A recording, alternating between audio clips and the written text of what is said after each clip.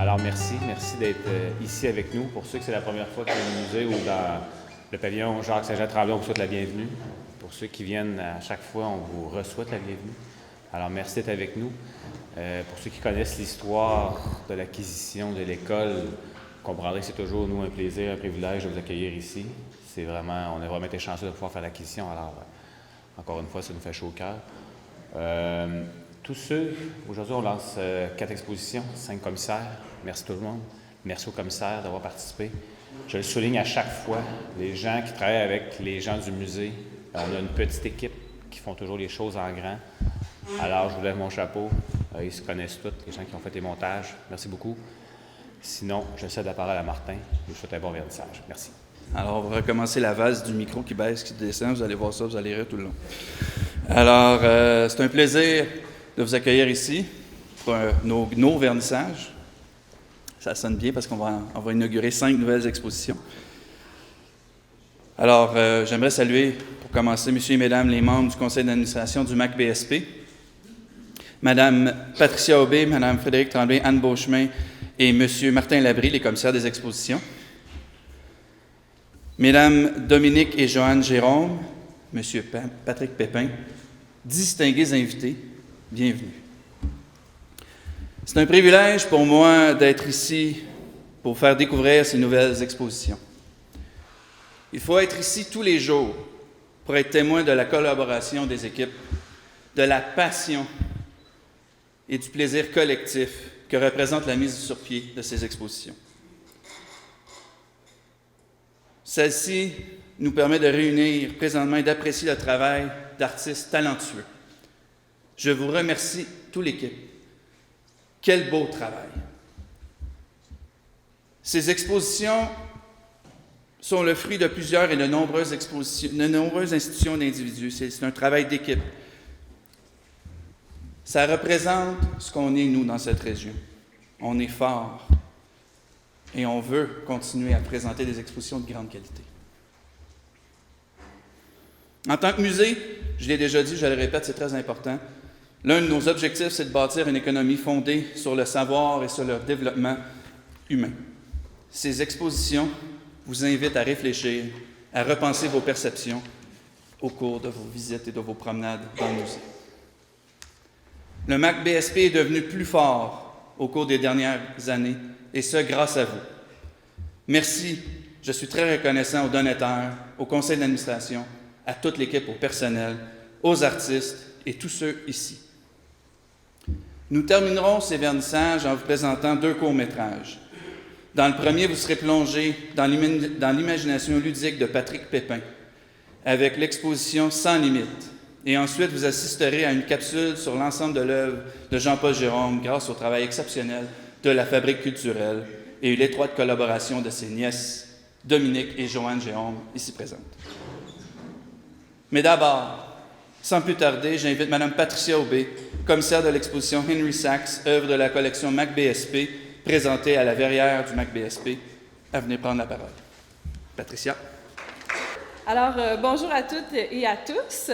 Alors, je vais vous dire quelques mots donc, sur l'exposition de Henry Sachs, qui est un artiste qui a vraiment joué un rôle de premier plan dans le développement de la sculpture moderne au Québec. Alors, Henry Sachs fait partie de ces artistes qui ont participé à renouveler cette forme d'expression par l'expérimentation et par la création aussi de nouvelles formes à partir des années 60.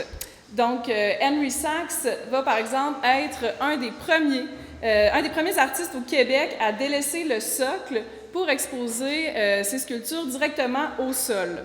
Il va aussi se démarquer en présentant des sculptures modulaires qui peuvent être transformées selon l'espace d'exposition.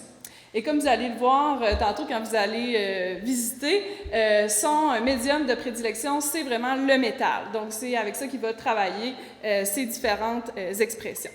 Toutes les œuvres qui sont présentées dans l'exposition proviennent de notre collection permanente. Donc, elles nous ont été données généreusement par des collectionneurs privés au cours des dernières années. On les remercie d'ailleurs. Et ce sont toutes des œuvres qui sont assez récentes de l'artiste, donc des œuvres qui ont été réalisées entre la fin des années 90 et le début des années 2000. Je tiens à mentionner aussi qu'Henry Sachs, c'est un artiste qui est toujours actif. Il n'est pas là aujourd'hui, mais il poursuit là, ses expérimentations formelles dans son atelier de Tamworth en Ontario.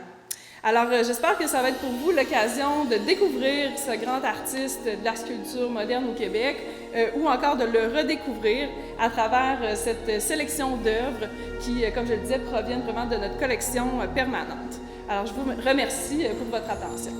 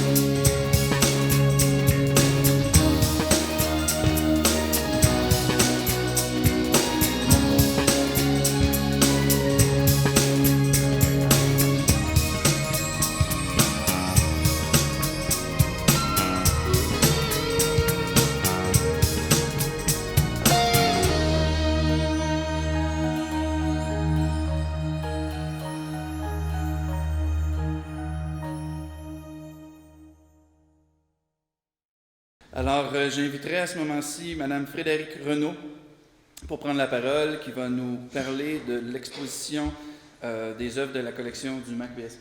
Merci. Donc, bonjour à tous. Je suis très heureuse d'être ici aujourd'hui, donc non seulement pour vous présenter l'exposition que j'ai préparée, mais aussi parce que j'ai travaillé un peu de près ou de loin là, à chacune des expositions qu'on inaugure aujourd'hui pendant mon année avec l'équipe du musée, donc l'année dernière. Donc, c'est vraiment un beau sentiment de voir toutes ces expositions-là qui étaient en idée sur papier, donc prendre vie comme ça dans les salles du musée dans les dernières semaines. Donc, j'ai finalisé la préparation de mon exposition au mois d'avril dernier, donc à la fin de mon contrat, donc des textes à l'encadrement. Donc, elle avait bien mûri dans la réserve pendant quelques mois, puis elle est enfin prête à vous recevoir. Donc, c'est vraiment une grande chance pour une jeune historienne de l'art comme moi d'avoir accès, d'avoir à sa disposition une réserve muséale, donc pour penser un projet d'exposition. Pendant le processus donc, d'élaboration, j'ai pu parcourir la collection du musée qui comporte plus de 3000 œuvres et j'ai fait des très belles découvertes. Donc, la collection regorge de trésors et j'espère avoir réussi à en faire ressortir quelques-uns avec cette exposition. Donc, plus précisément, l'exposition présentée à la mezzanine met en lumière un médium, donc celui de l'estampe. Plutôt que de proposer une analyse des œuvres finies, je vous invite à faire un peu l'inverse, donc de voir l'envers du décor. Donc, c'est une exposition qui est très didactique, qui s'attarde au processus de fabrication, aux différentes techniques d'art imprimé, comme la sérigraphie, l'eau forte, la xylographie, l'aquatinte, la lithographie et d'autres.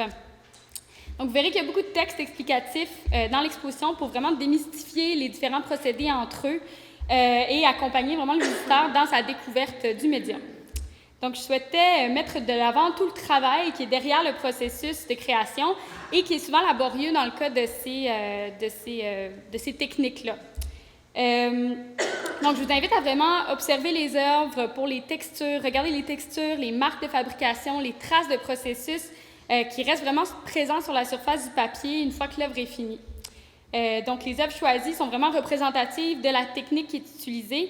Elles ont été sélectionnées pour l'apparence, la finesse ou la prouesse du procédé d'impression qui a été utilisé par l'artiste. J'ai également fait le choix, dans mon exposition, de présenter seulement des artistes québécois dans mon corpus. Donc, les arts imprimés au Québec ont une très riche histoire. Puis je souhaitais mettre de l'avant les grands noms de l'histoire de l'art qui ont fait de la gravure leur médium central ou qui ont eu une grosse production d'œuvres gravées à travers leur carrière. Donc, on trouve notamment les pionniers des arts imprimés au Québec, comme Albert Dumouchel, Roland Giguère, Stanley Lewis, et des artistes un peu plus contemporains, donc qui ont consacré une grande partie de leur production à l'estampe, comme René Derouin, Janine Leroux-Guillaume et Paul Vannier-Beaulieu. Donc, je souhaite remercier toute l'équipe du musée, premièrement pour m'avoir supporté dans tous les sens du terme au cours de la dernière année, mais également pour toute leur présence et tout le travail donc, qui est derrière la mise en exposition et derrière le montage et tout ça. Donc, merci à tous et passez un bon vernissage.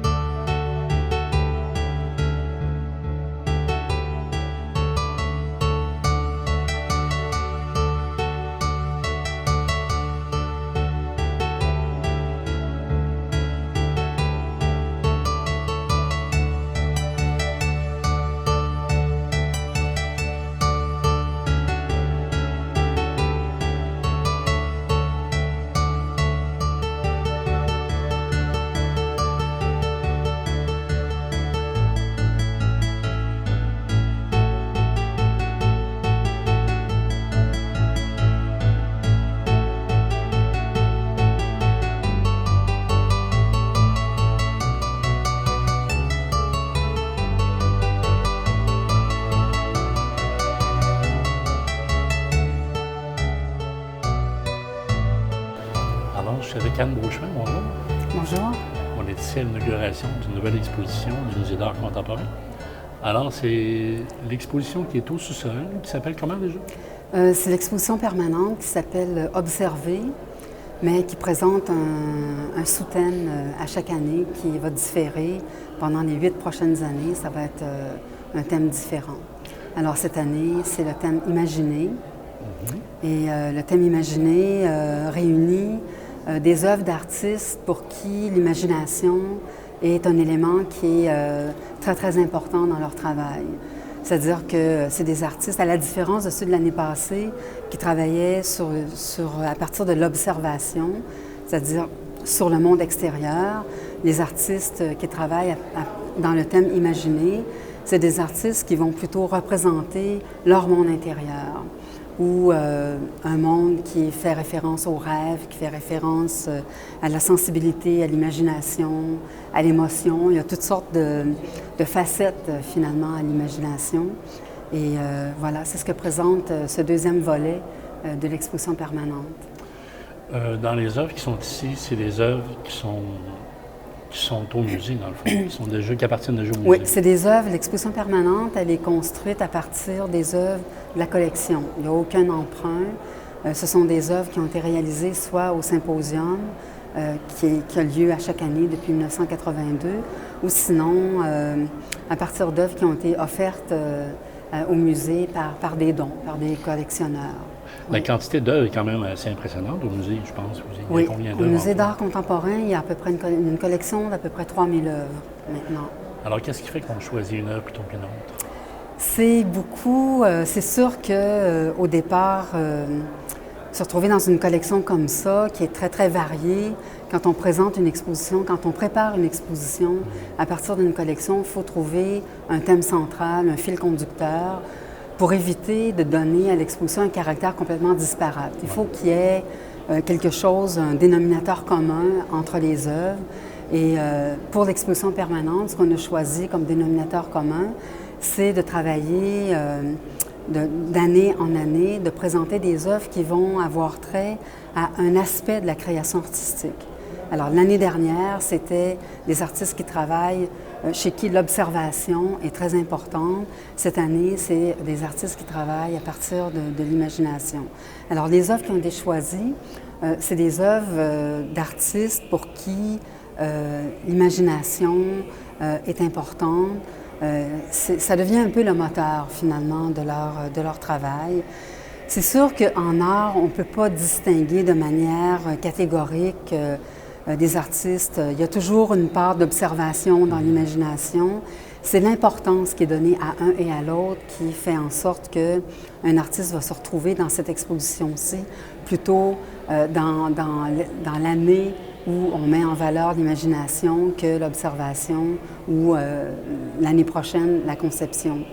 Donc, c'est ça. C'est des artistes. Et le point commun, la façon dont l'exposition est construite, c'est que il y a des sous-thèmes à l'imagination. On présente en fait trois champs d'exploration de l'imagination. Alors, le premier, c'est les artistes qui vont se référer à la mythologie. La mythologie, c'est vraiment, ça fait référence à l'imaginaire collectif. C'est ce qui est au fondement de beaucoup de cultures. Donc, il y a 3 artistes qui s'inspirent de l'imagination au sens mythologique. Françoise Sullivan, qui fait référence à Prométhée dans la mythologie gréco-latine. Alan Andrzej-Koneb, qui se réfère à des façons, à la mythologie Ojibwe, la mythologie de la Première Nation à laquelle il appartient.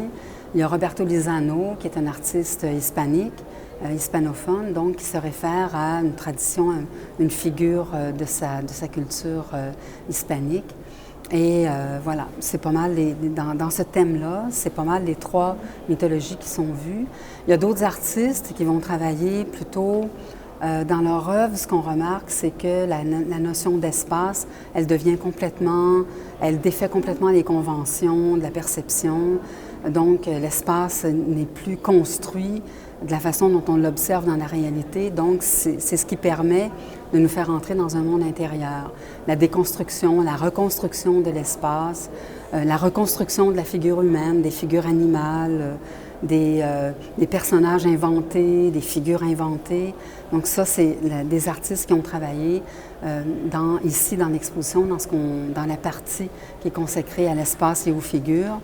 Et il y a une 3e partie dans l'exposition qui s'intitule « Le théâtre de l'imaginaire » et qui fait référence, il y a un aspect qui est plus narratif dans cette partie-là. C'est des histoires qui sont racontées, c'est des références à la poésie, à la littérature, ou encore c'est complètement des scènes, des mondes complètement inventés et qui créent comme une sorte de monde un peu théâtral, une sorte d'espace qui est particulier à chacun de ces artistes-là.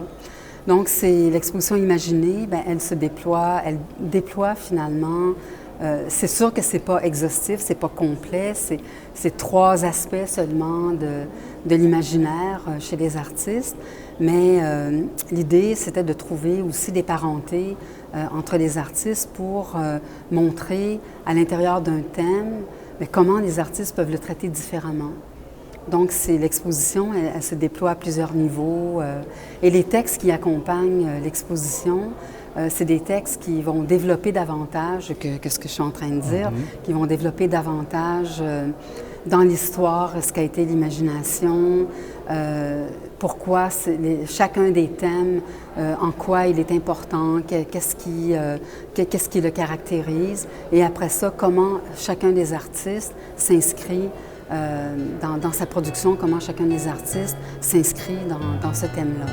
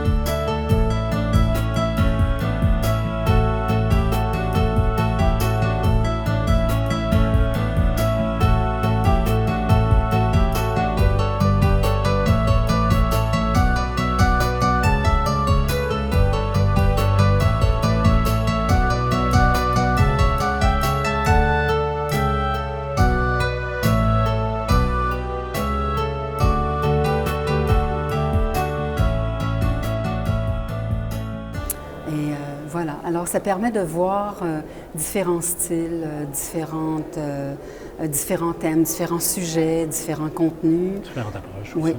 c'est ça. C'est une manière, en fait, d'une certaine manière, chacun des artistes qui est présenté ici devient un peu comme le complément de l'autre. Donc, c'est ce qui nous permet de faire, d'avoir une vision plus englobante et en même temps plus détaillée de l'activité d'imaginer dans la création visuelle. De par les formats des tableaux qui ont été faits au symposium, j'imagine qu'il y a peut-être des compromis qu'on doit faire. Peut-être qu'on choisirait un tableau, mais parce que, bon, par le format, ça peut peut-être décourager pour dire, oui, bien, va c'est s'en sûr servir. que il y a plusieurs œuvres du symposium qui sont présentées ici. C'est sûr que pendant les 20 premières années du symposium, où les œuvres étaient obligatoirement des grands formats, là, c'est sûr qu'il y a une question d'espace parce que ça prenait quand même un certain nombre d'artistes pour représenter le thème imaginé. Donc, on ne pouvait pas prendre la moitié d'un mur pour puis l'allouer à seulement qu'une œuvre. Et il y avait aussi la question de la hauteur des plafonds. Il y a des œuvres que j'aurais aimé introduire dans cette exposition-là, mais c'était impossible de les présenter dans cette salle-ci.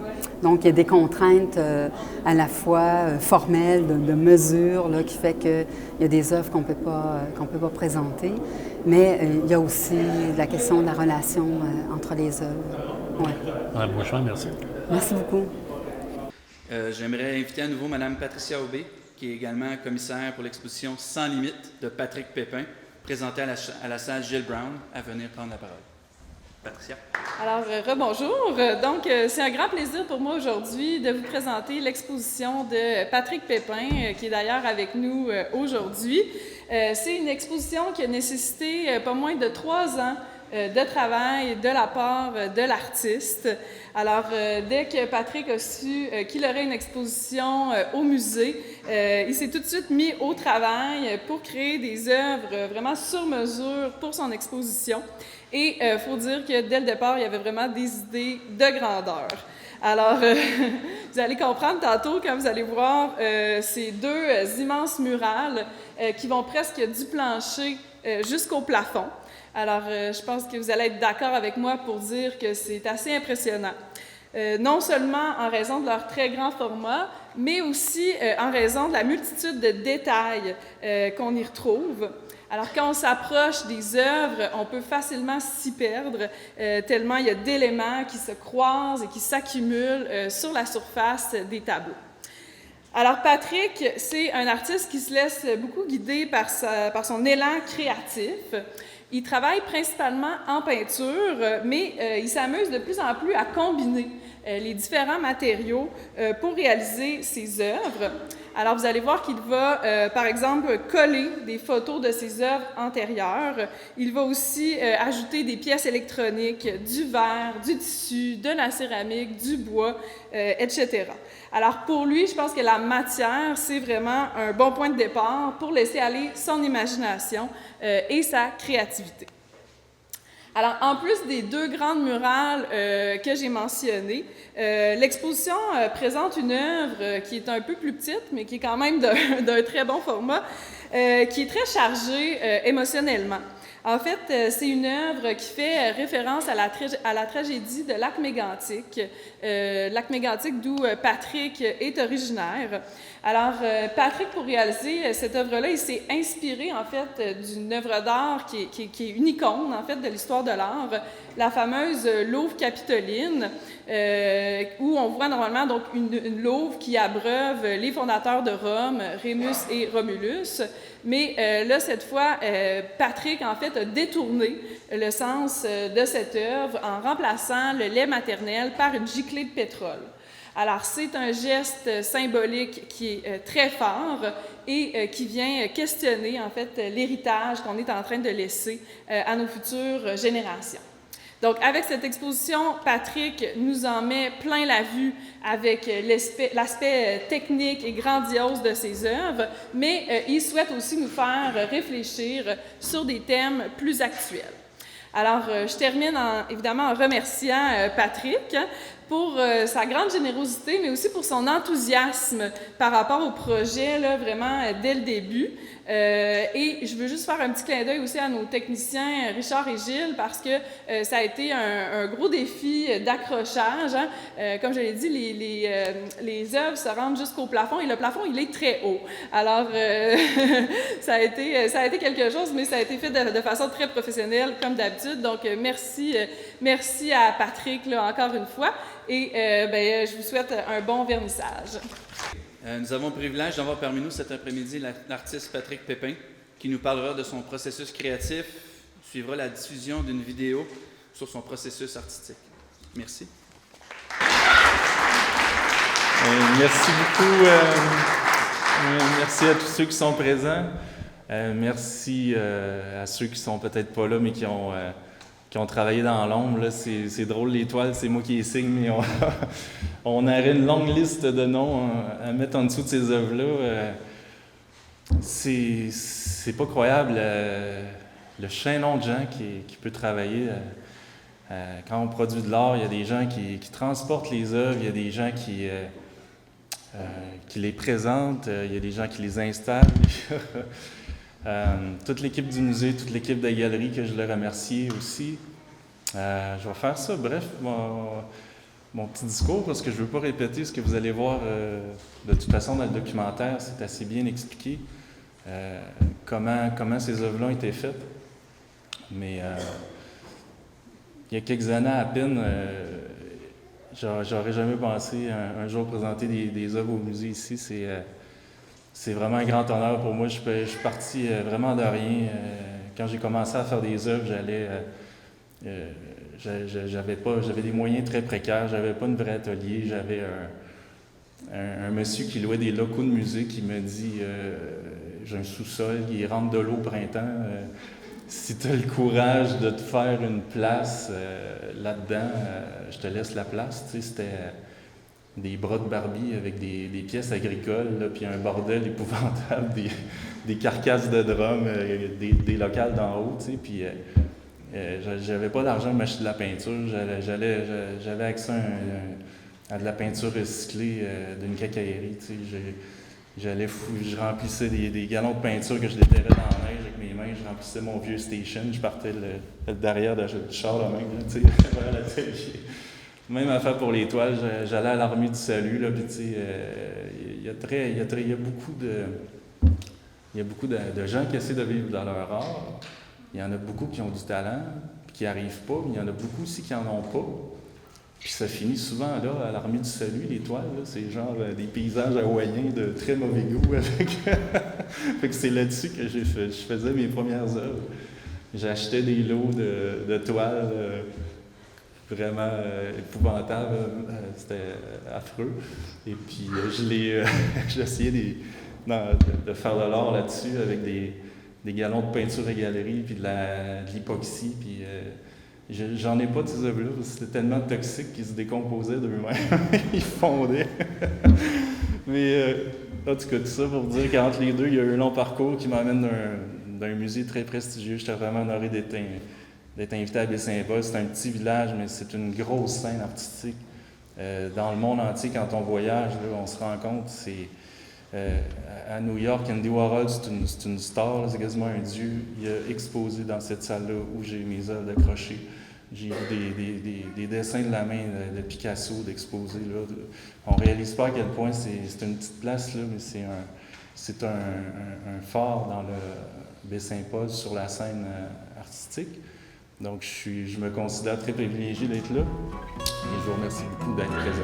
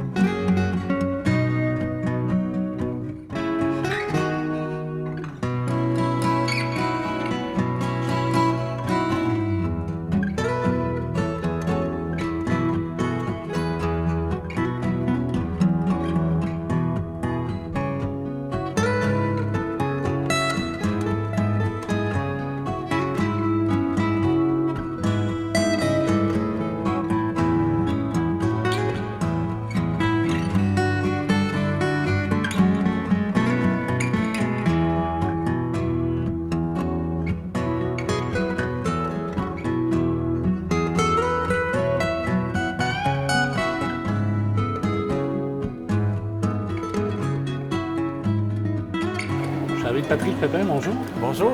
On est ici au vernissage d'une belle exposition. C'est impressionnant de voir tes œuvres. Merci. Aussi grand format. Qu'est-ce qui fait qu'on a besoin de travailler avec aussi grand que ça? En fait, quand j'ai reçu l'invitation du musée de Baie-Saint-Paul, je voulais pas arriver à quelque chose qui était trop petit parce que c'est quand même un grand musée qui a eu des artistes de renom. C'est un petit village, mais c'est un grand musée sur la scène artistique. Je voulais aussi faire quelque chose de sur mesure qui était unique pour le musée, qui n'avait jamais été dévoilé. Donc, je suis parti à partir des plans du musée, en fait. On avait les dimensions des murs et on a développé le projet vraiment sur mesure. À quelle date a connu le musée à ce moment-là? Tu me dis souvent dans la on a commencé à parler de ce projet-là il y a 3 ans avec Patricia, mais je connaissais déjà le musée. Ouais. Mais il y a 3 ans, on a commencé à parler de ce projet-là. OK. Et parle-moi un peu de tes tableaux. C'est immense, c'est grand. Oui, il y en a un des deux. Le plus grand des deux fait à peu près 20 pieds par 16. Il est composé de 20 morceaux de 4 pieds par 4 pieds. Et c'est un tableau qui est inspiré de l'Inde. Donc, c'est une grande murale qui représente un peu la densité qu'on peut ressentir en Inde. Des choses qui sont difficiles à peindre aussi, des choses qui ne se peignent pas, mais comme les odeurs, le bruit, la densité de la foule. Donc, c'est une toile qui est très, très dense, une toile qui est très colorée, qui est construite un peu comme certaines villes atypiques en Inde, c'est-à-dire c'est surpeuplé, ça peut être étourdissant même à la limite, là. Donc, c'était pour refléter des choses qu'on peut ressentir là-bas. J'ai passé 6 mois environ à voyager là-bas. Et donc, j'ai fait une œuvre inspirée de cet endroit-là. C'est ton retour à ce moment-là que tu as commencé à travailler cette œuvre. C'est ça, oui. Comment on fait pour avoir une vue d'ensemble d'un aussi grand tableau avant qu'il soit fait? Celui-là, je l'ai travaillé en plusieurs sections. Donc, j'avais un atelier qui n'était pas assez grand pour le visualiser dans la totalité. Mais chaque section, je pouvais voir des parties, autrement dit, dans mon atelier. Puis, rendu à peu près à 75 du projet, j'ai loué une immense entrepôt d'à peu près 2500 pieds carrés. Qui, là, ça m'a permis de le visualiser, mais encore là, c'était au sol. Dans l'entrepôt, j'avais un immense plancher, là, ça faisait 50 par 50, donc je l'ai mis au sol. Je montais dans une échelle, j'avais une idée, mais finalement, ça a été... Ouais. La première fois que je l'ai vu, c'est à l'installation. Ça a été à l'installation dans le musée, moi aussi, que je l'ai vu en même temps que le public, tel quel. Et tu étais autant satisfait du résultat après? Encore plus. C'est encore plus impressionnant, même si je savais à quoi m'attendre, mais de le voir dans l'ensemble, là, parce que c'était un projet qui a été fait pendant des années de temps. C'est ça qui est le fun, je pense.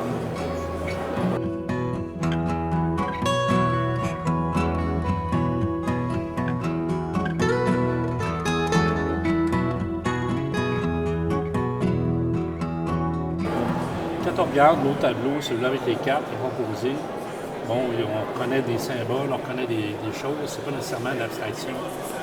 Qu'est-ce qui fait qu'on reconnaît plus Patrick, autant dans un que dans l'autre? Oui, en fait, je travaille sur plusieurs séries. Donc, depuis une vingtaine d'années, je visite différents pays. Souvent, les toiles sont inspirées des pays que je visite. Mais à un moment donné, l'abstrait avait des choses qui étaient difficiles pour moi d'exprimer au travers de l'abstrait. Donc, j'ai voulu utiliser les cartes à jouer comme un symbole pour parler des différences dans nos sociétés, pour parler des acceptations aussi vis-à-vis de nos différences. Je n'arrivais pas à le faire avec du bleu et du rouge. Il fallait qu'il y ait de quoi, un message un peu plus direct. Donc, j'ai utilisé des cartes en mélangeant les genres, souvent en mélangeant le trèfle, le pic, en mélangeant le roi, la reine. Donc, ça ne va jamais être une carte spécifique, mais c'est beaucoup... Ça évoque l'idée de plusieurs cartes mélangées. C'est aussi... Il y a quand même une idée un peu d'un voyage intérieur dans cette murale-là. Dans le sens qu'on la regarde, puis on peut imaginer un peu être dans le subconscient en même temps. On peut décoder des messages, j'imagine. C'est ça aussi. Il y a plein d'interprétations. Ça ouvre plusieurs portes dans notre esprit. En fait, on franchit celle qu'on veut après. Là. Ça n'impose rien de précis. Là.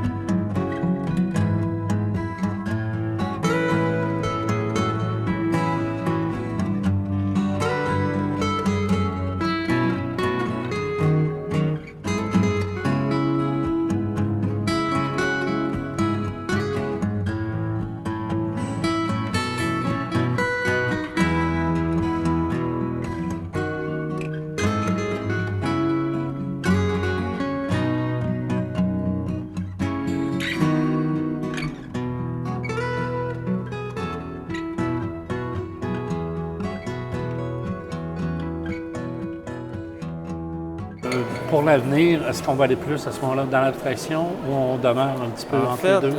il y a 3 pièces dans l'exposition. Il y a celle sur ligne qui est très pixelée, qui est beaucoup au niveau de la technique, comment c'est fait. Et il y a celle des cartes à jouer qui est plus dans le pourquoi je fais de l'art, les messages que je veux transmettre. Et la 3e pièce est entre les deux et elle parle de la tragédie du lac Mégantic. Ouais. Donc, je pense qu'il va y avoir des œuvres dans le futur assez proche qui vont être dans le sens de cette 3e pièce-là, qui est un peu un équilibre, qui est à peu près où je suis rendu présentement dans ma démarche artistique. Le fait de faire ça à temps plein, ça permet d'avoir beaucoup de temps à améliorer notre art, à penser pourquoi on fait de l'art aussi. Donc, je me dis, tant qu'à faire déplacer un grand nombre de gens au musée, d'avoir une visibilité comme celle-là, autant leur présenter quelque chose avec du contenu dedans, qui n'est pas juste décoratif non plus, avec une signification aussi derrière l'œuvre. Patrick, merci, félicitations. Merci.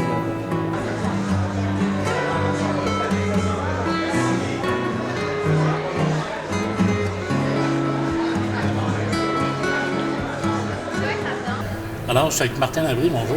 Bonjour. On inaugure aujourd'hui une nouvelle exposition. Tu es commissaire pour l'exposition de M. Jean-Paul Gérôme, Oui, ici au Musée d'art contemporain. oui, Jean-Paul Gérôme, Explorer l'abstrait. Oui, absolument. Alors, parle-nous un peu de cette exposition-là. Alors, comme le titre l'indique, Explorer l'abstrait, ce sera explorer la production d'un artiste incroyable. Jean-Paul Gérôme, c'est 50 ans de carrière qui est présenté ici. À travers 70 œuvres qui ont été sélectionnées, à travers toutes les décennies de production de cet artiste-là, eh bien, on découvre un peu son parcours de l'art abstrait. Il faut comprendre que peu de gens peut-être peuvent replacer le nom de Jean-Paul Gérôme, mais il fait partie de la grande équipe comme Molinari, Bordua. Il est de cette génération-là. Il est un des 4 signataires d'un document important, fondateur de notre art moderne au Québec, qu'on appelle le Manifeste des plasticiens. Si plusieurs connaissent le Manifeste de refus global qui a été publié en 1948, bien quelques années après, en 1955, 4 artistes se réunissent et publient à leur tour un grand texte sur l'art abstrait, l'art cette fois-ci géométrique. Alors Toupin, Joran, Belzile et Gérôme signent 4 textes, un seul texte, mon Dieu, à 4 signataires. Et ce texte-là va être le début d'une grande aventure de l'art moderne au Québec, géométrique. Est-ce que c'est un manifeste à ce moment-là qui les rejoignait un peu plus, eux, dans leur identité? Oui, que exact. le manifeste du refus global? Oui, Refus global a été fondateur au Québec. C'est une peinture lyrique, gestuelle, spontanée, hein, c'est l'automatisme. Alors que les plasticiens, c'est une peinture réfléchie, contrôlée, avec le geste précis, géométrique. Alors, c'est une autre étape dans notre histoire de l'art. Et à ce moment-là, Jérôme commence cette peinture-là, l'explore, et jusqu'en 2004, à l'année de sa mort, bien, il va poursuivre et exploiter toutes les possibilités de la peinture abstraite.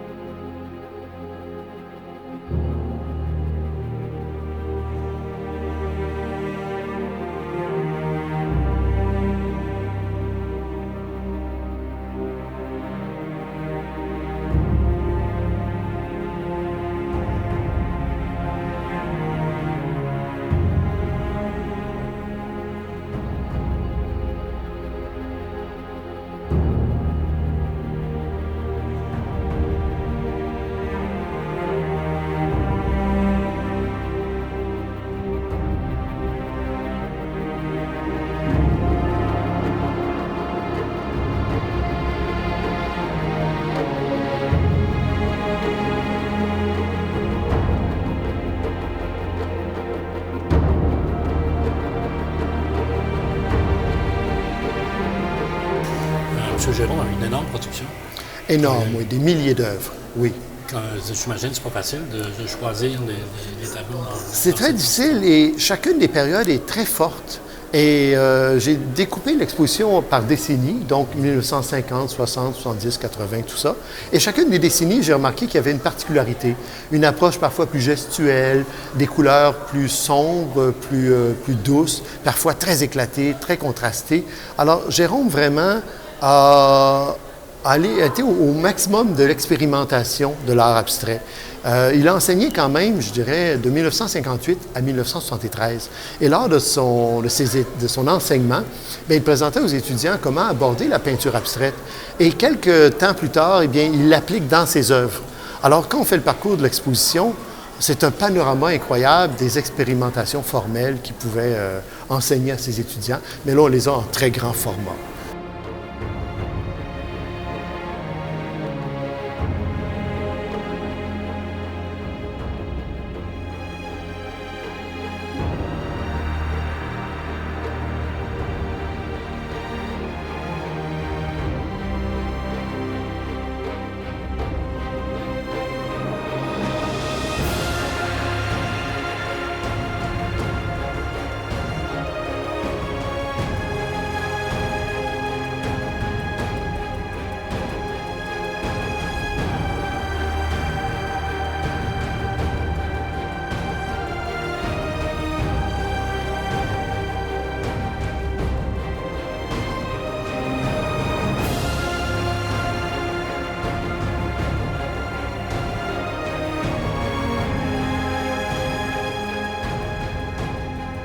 Il voulait, dans le fond, un petit peu démystifier qu'est-ce qu'était l'abstraction.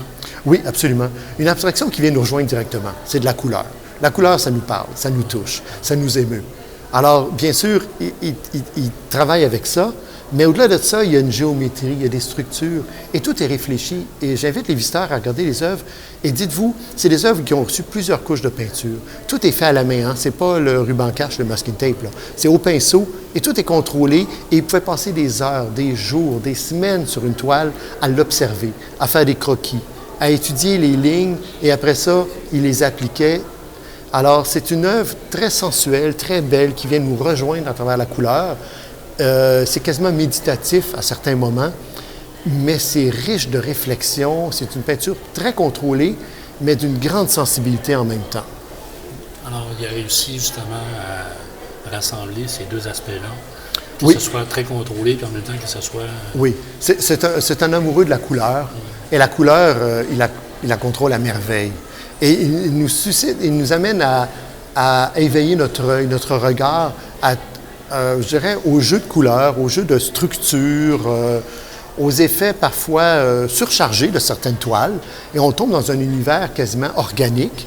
Et parfois, c'est des grands vecteurs de couleurs dynamiques. Et il faut comprendre le travail de l'artiste.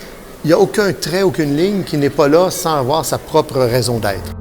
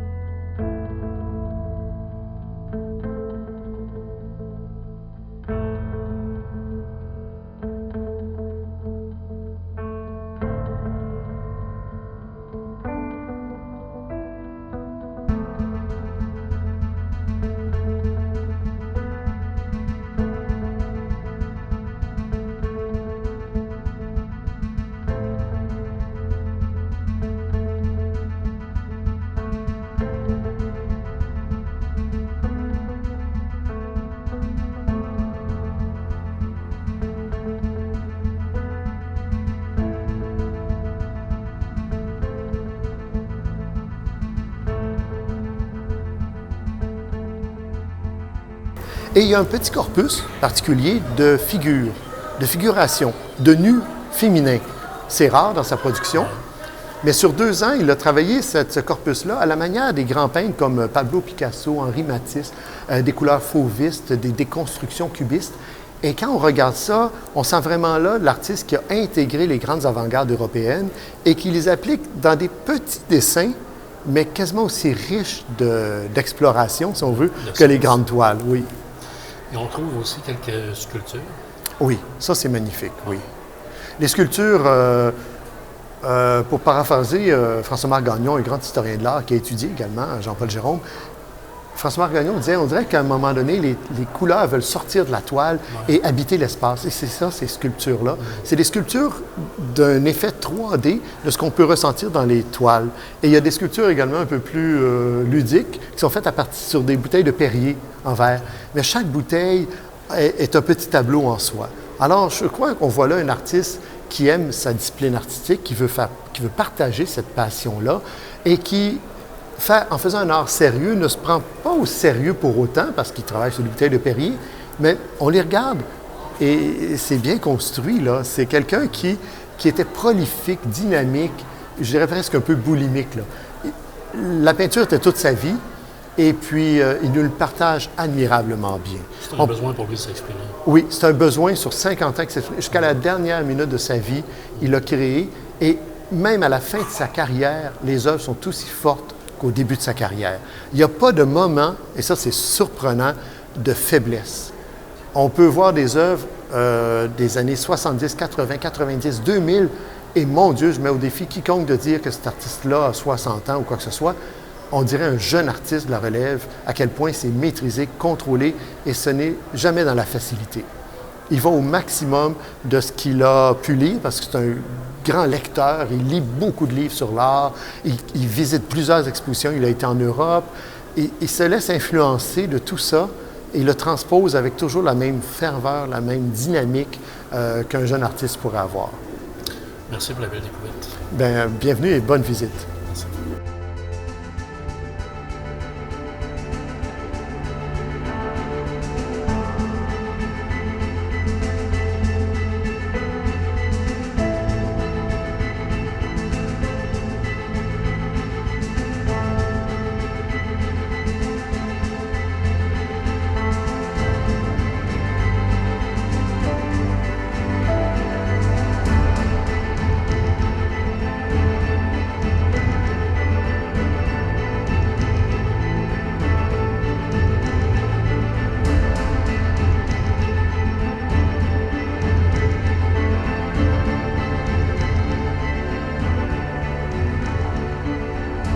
J'aimerais maintenant inviter les nièces de l'artiste Jean-Paul Gérôme, Dominique et Joanne, à prendre la parole. Suivra la diffusion d'une coupe capsule survolant la carrière exceptionnelle de Jean-Paul Gérôme.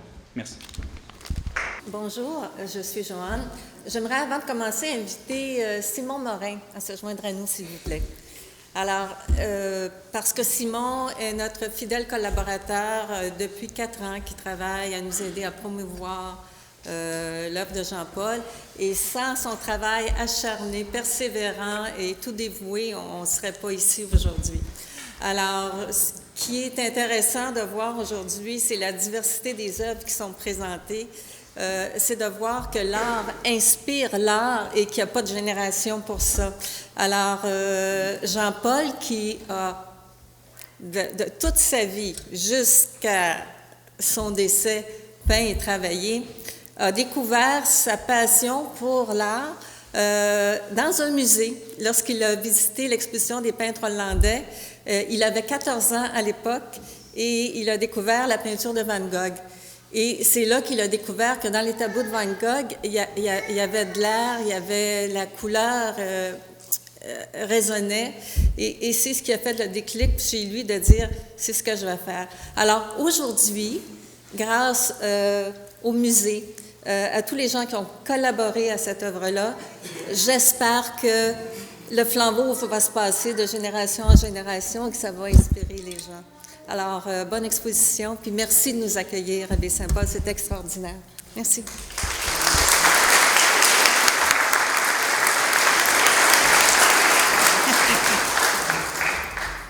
Alors, on termine, hein? On va aller vite voir l'exposition, on est excités. Alors, moi, j'aimerais commencer par rendre un hommage à mes parents. Ma mère, ici présente, et à mon père décédé 2 ans avant la mort de Jean-Paul, son frère, parce que mon père a toujours soutenu Jean-Paul dans ses efforts, dans ses difficultés, dans « oui, viens, on va aller vendre des poils, oui, viens ».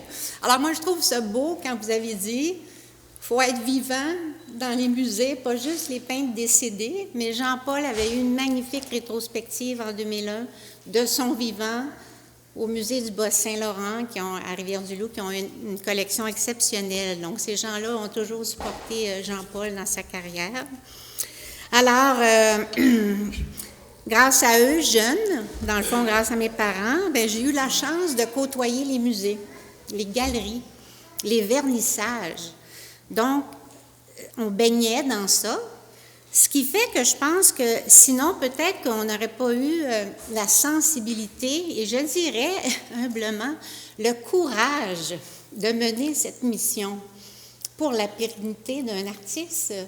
En fait, c'est lui l'artiste, c'est lui le créateur, mais ça reste qu'on a un devoir de pérennité.